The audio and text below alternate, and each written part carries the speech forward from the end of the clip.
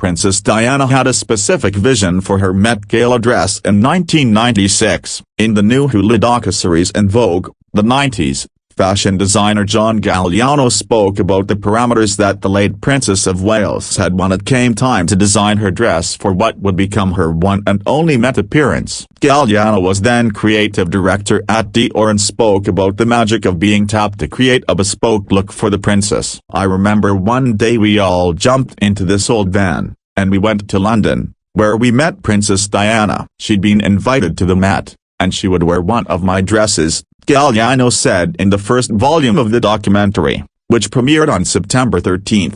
Former British Vogue editor Edward Enninful described the Metropolitan Museum of Art's annual benefit as the most influential red carpet in the world, raising the stakes for Princess Diana's fashion statement at the party. Diana made her debut at the Met Gala in New York City in December 1996 with her friend and former Harper's Bazaar editor Liz Tilburis, and Princess Diana attended just a few months after her divorce was finalized from the future King Charles.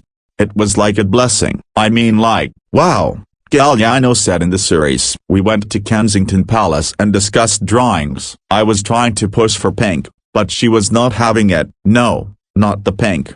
That was real fun. So we did the dress and subsequent fittings, and it was beautifully done," he said of the correct construction. Fast forward to the event, "and I just remember her getting out of the car," Galliano said and gasped. "I couldn't believe it. She dripped the corset out. She didn't want to wear the corset," he said about the fashion-forward move. In true Diana style, she felt so liberated. She'd worn the corset out. "The dress was much more broken bar sensuous," he emphasized, recalling her electric ascent up the Met steps. "I mean, wow. Diana was my first couture client," Galliano said. The British designer was one of couture's most influential visionaries through the 1990s and early 2000s, before he upended his career in 2011 following a string of anti-Semitic and racist incidents. He was fired from Dior as creative director, stepped back from fashion and returned to design for Maison Margiela,